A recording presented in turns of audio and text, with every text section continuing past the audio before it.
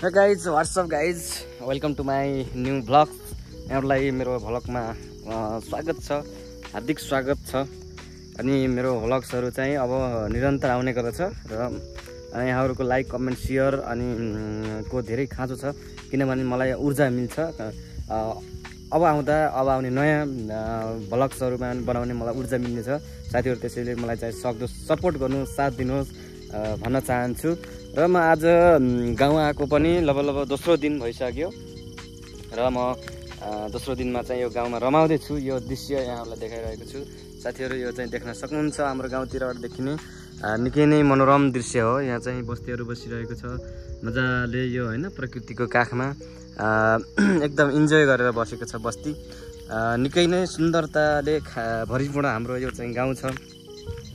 ल गाउँ चाहिँ प्राय सुन्दरताले नै भरिपूर्ण हुने गर्छ र हाम्रो गाउँ पनि निकै नै सुन्दरताले भरिपूर्ण छ।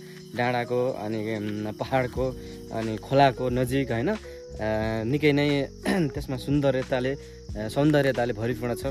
अनि त्यसमाथि प्राकृतिक सौन्दर्यता अटोमेटिक हुने नै भयो। अनि त्यसपछि यहाँको स्वच्छ हावापानी हैन, खनिज पदार्थहरू, वन जङ्गलहरू लगायत यहाँको डाँडाहरू काँडाहरू है, निकै नै रमाइलो बस्ती हाम्रो छ। र पहाड हुने पनि गर्छ, पहाडहरू यस्तै रमाइलो हुने गर्छन्। साथीहरू यहाँहरूलाई मैले कैद गरेको यो दृश्य हो, हाम्रो घरभन्दा पछाडि रहेको यो वनमा म आज आएको छु। निकै रमाइलो छ यहाँनिर। यो वनमा चाहिँ धुपीका सल्लाहहरू हैन, धुपीका सल्लाहहरू मस्त लगाइएको छ। धुपीका सल्लाहहरूमा चाहिँ म आफ्नो यो शरीरलाई समर्पित गर्दै केही यहाँको स्वच्छ हावा मैले चाहिँ लिँदैछु हैन। प्राकृतिकको स्वच्छ हावा चाहिँ मैले लिँदैछु र यहाँ आउँदा आफूलाई पनि छुट्टै आनन्द आउने गर्छ। साथीहरू जुनसुकै ठाउँमा गए पनि, जुन सुख सहेलमा भए पनि गाउँमा आउँदा, आफ्नो गाउँ घरमा आउँदाखेरि आफूलाई छुट्टै आनन्द छ, छुट्टै स्वर्ग छ। यो मलाई मात्र होइन साथीहरू, सम्पूर्णलाई यही नै हुने गर्छ। किनभने आफ्नो जन्मेको माटो यति प्यारो हुन्छ हैन, यति स्वर्ग हुन्छ। चाहे त्यो आफू गरिबीमा हुर्केको होस् अथवा अलिकति धनी वर्गमा हुर्केको होस्, जेसुकै भए पनि, जस्तोसुकै भए पनि आफू हुर्केको गाउँ ठाउँ बस्ती हैन, यहाँको समाज रीतिरिवाज चालचलन सबै कुरा चाहिँ एकदम आफूलाई चाहिँ एकदम महान हुने गर्दछ। र यो दृश्यमा ल यहाँले सर हेर्न सक्नुहुन्छ। हेर्नुहोस् साथीहरू, यति मजाको गाउँ हैन, यति मजाको ठाउँ छोडेर प्राय मानिसहरू तराईतिर त्यो गर्मीमा खाजिरहेका छन्, त्यो तराईको गर्मी खाइरहेका छन्। लगायत विभिन्न ठाउँमा चाहिँ मान्छेहरू बसाइसरी रहेका छन्। यो दृश्य यहाँ हेर्न सक्नुहुन्छ यहाँहरूले। वाउ, क्या मजाको छ हैन। आहा, यो दृश्य मनै लोभाउने दृश्य छ। यस्तो मजाको दृश्य, यस्तो मजाको ठाउँ।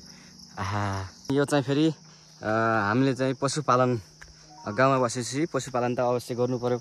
पशुपालनको लागि भनेर चाहिँ खरबारीहरू भन्ने गर्छौँ हामीले।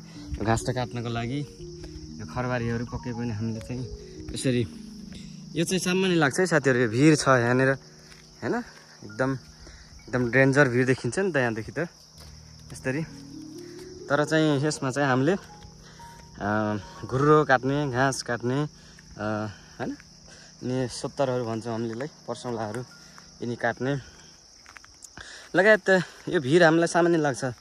किनभने हामी चाहिँ यसमा ओरोदोरो गर्ने यो हामीलाई बानी परेको हुनाले सामान्य लाग्छ।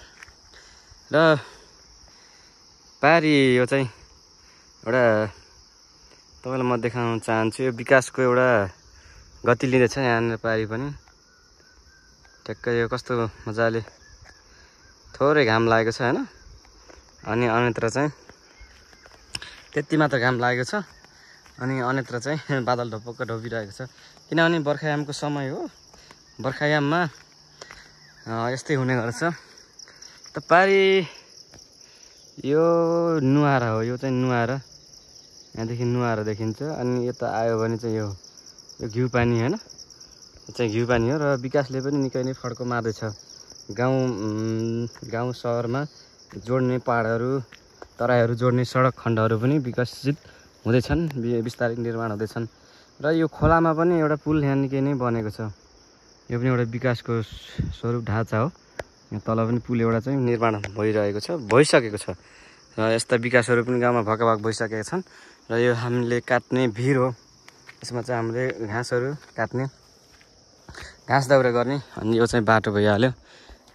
साथीहरू यही नै हो आजको भ्लग्स पनि। यहाँलाई कस्तो लाग्यो सल्लाह सुझाव अनि प्रतिक्रिया दिन नबिर्सिनु होला। मन पऱ्यो लाइक सेयर कमेन्ट गर्नु होला र मेरो युट्युब च्यानल सब्सक्राइब गर्नु होला साथीहरू, ताकि मलाई चाहिँ अरू भिडियो गराउन उत्साह मिलोस्। यहाँहरूलाई पनि मेरो भिडियो अन्तिमसम्म हेरिदिनु भयो। यहाँहरू सम्पूर्णलाई साधुवाद भन्दै यो सानो भ्लग्सबाट म बिदा हुन चाहन्छु। हस्त बाई बाई। अर्को भ्लग्समा भेटौँला। हस्त बाई बाई।